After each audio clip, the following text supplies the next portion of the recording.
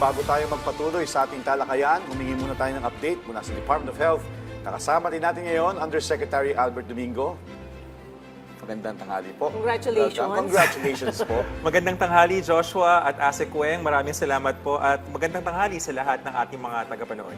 Yun nga po, congratulations po sa inyong bagong tungkulin bilang Undersecretary ng DOH at pati na rin po kay Yusek Gloria Balboa. Thank you po. Pagbati Thank you so much.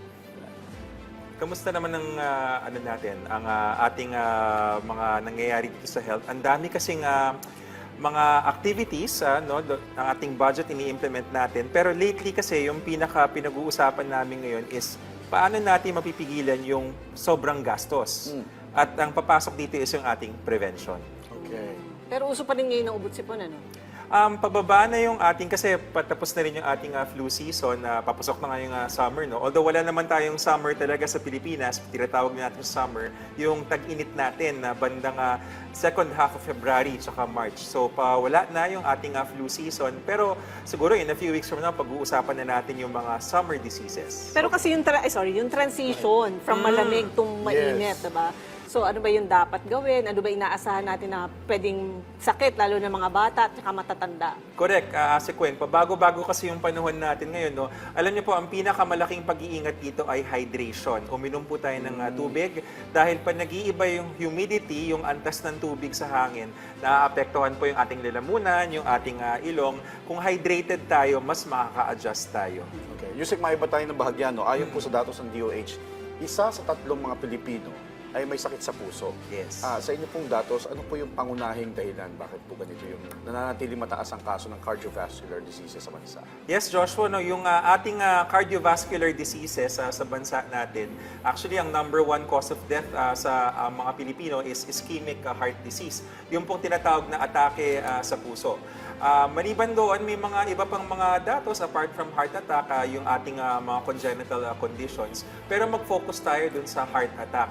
Marami ho dito ay dahil sa tinatawag na mga modifiable risk factors. Ang pinakamalaki na dito is yung hypertension. Kapag mataas ang ating blood pressure, mataas ang alta presyon na sinasabi, nahihirapan po kasi yung ating puso na bumomba, tumataas yung kanyang oxygen requirements, at doon nagsisimula, lalo na kung may mga lumulutang na kolesterol na yung mga plaques na sinasabi, pag nabarahan, nahihirapan po yung puso. Ngayon, yung hypertension, bakit tayo nagkaka-hypertension? Kasi po yung ating diet, yung ating kinakain, no? At ang pinakakaraniwan na dahilan is ang asin. Ang table salt, ang ating toyo, ang ating patis. Sabi nga namin, ito na naman, KJ na naman ng DOH, yung mga pampasarap ng ano. Hindi naman ho namin binabawal. Ang sinasabi lang po natin is, hinay-hinay po tayo. In moderation. So, Yusek, sa datos din ng DOH, no, lumabas na yung coronary artery disease, ang isa sa pangunahing sanhi ng heart disease. Ano po yung mga karaniwang risk factors na dapat bantayan ng publiko? Yan, so maliban dun sa ating salt, no, yung asin na napag-usapan na natin, ang isa pa ay tobacco, smoking, no, ang ating paninigarilyo at paggamit ng vape, nakaka-apekto rin po yan ng ating cardiovascular disease. At yung ating physical activity, kung tayo po ay kumikilos, bakit po? Kung hindi ginagamit ang puso, kung hindi ginagamit ng circulation, dyan nagkakaroon tayo ng problema. At mas mahalaga pa rin ho, anong yung recommendation? Dapat mga 150 minutes per week. So on average, sabihin na natin ng mga 5 times a week, 30 minutes per day. Hindi ho kailangan ng mahal na membership sa gym or anything. Kailangan po ay meron tayong pagwawalis, paglalakad. Kaya importante rin po sa ating mga local government units yung meron tayong mga walkable spaces na sinasabi. Okay. Asek, kung karamihan doon sa nabanggit po kanina, yung risk factors ay modifiable. Ano-ano po yung mga pinakamahalagang gawing pagbabago sa lifestyle, maliban dun sa vices, minsan nag-yosi, nag-vape, and physical activities? Ano pa po yung pwedeng gawin? Yung ating summary dyan is yung tamang pagkain, ehersisyo at disiplina sa katawan. Mag-focus naman tayo dun sa pagkain kasi nabanggit na natin yung exercise at yung disiplina sa smoking at sa vape. Yung tamang pagkain natin, yun pong pinggang Pinoy. No? Sinasabi namin lagi, dapat pagka yung isang buong plato ay iyong hinati sa 4, 1/4 lang po yung ating protina at saka taba.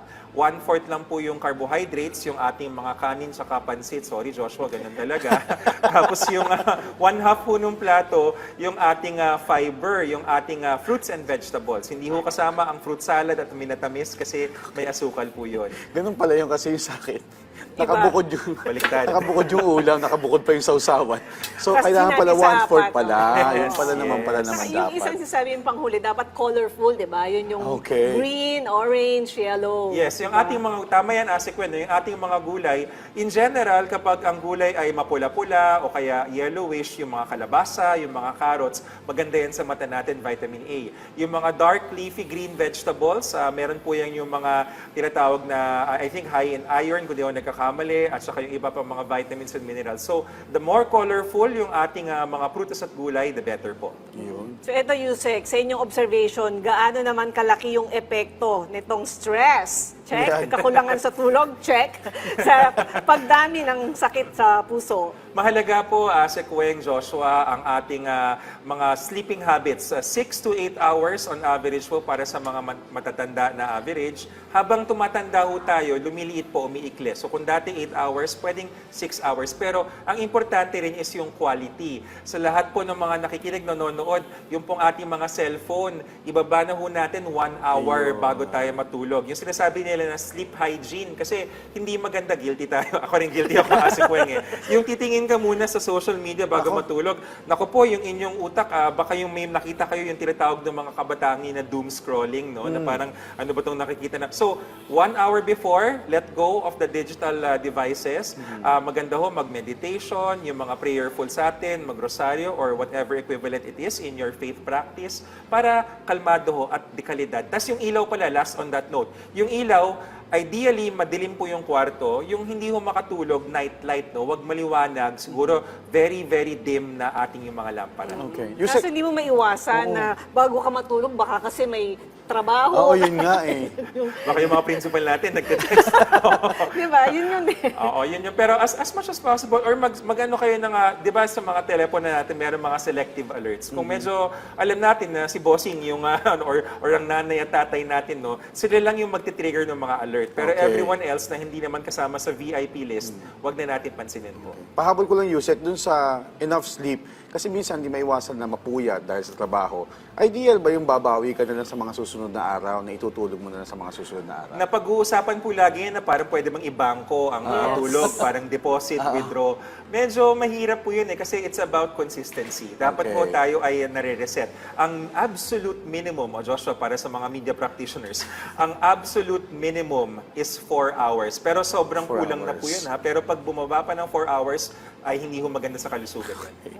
Okay, kasi minsan nahihirapan na rin pag 4 hours, pagka niisip mo na papasok ka na ng trabaho, Oo. lalo Correct. ka hindi makatulog. Pero ito po, ano po yung mga babalang senyales na posibleng, ayun nga, prone ka na sa atake sa puso na dapat bantayan ng ating mga kababayan? At tignan ho natin yung ating pulso. Ang normal na pulse rate natin ay mula yung iba, kung athletic ka, as low as 60 kaya. Pero on average, mga 80 to 100.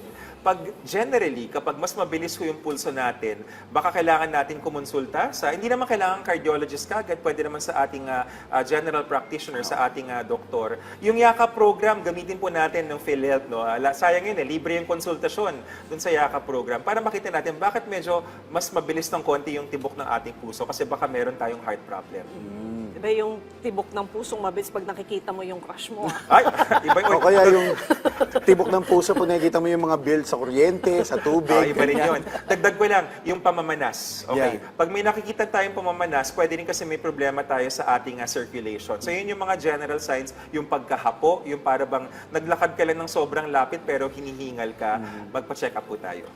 Okay. So Yusek, may mga programa po ba o kampanya ang DOH para ito'y tumulong dahil nakatuon siya sa heart health awareness at prevention, lalo na sa mga komunidad na may limitadong access sa serbisyo medikal? Kaakibat natin, Sequeng, ang ating PhilHealth, no? Yung ating PhilHealth Yakap, para dun sa mga health centers, saka lalo na yung mga private clinics. Pero ang DOH, yun pong ating mga bukas centers, bagong urgent care and ambulatory service centers, at yung ating mga ospital, kumpleto po yan sa kagamitan, lalo na sa prevention. Plus, sa final note, yung ating polisiya, no? Yung sinasabi ng mga transfat, naalala ko yung vlog ng ating Pangulo, no? I think it was last week or this week, yung policy changes. Tuwang-tuwa po kami. Maraming salamat, Mr. President, kasi nabanggit niya yung mga change in trans fat, yung mga change in salt, in sugar. Napakahalaga po ng mga ganyang polisiya. Okay. Well, muli, congratulations at maraming salamat po Undersecretary Albert Domingo sa updates na ibinahagi mo sa amin mula dito sa Department of Health. Salamat, Joshua Asekweng.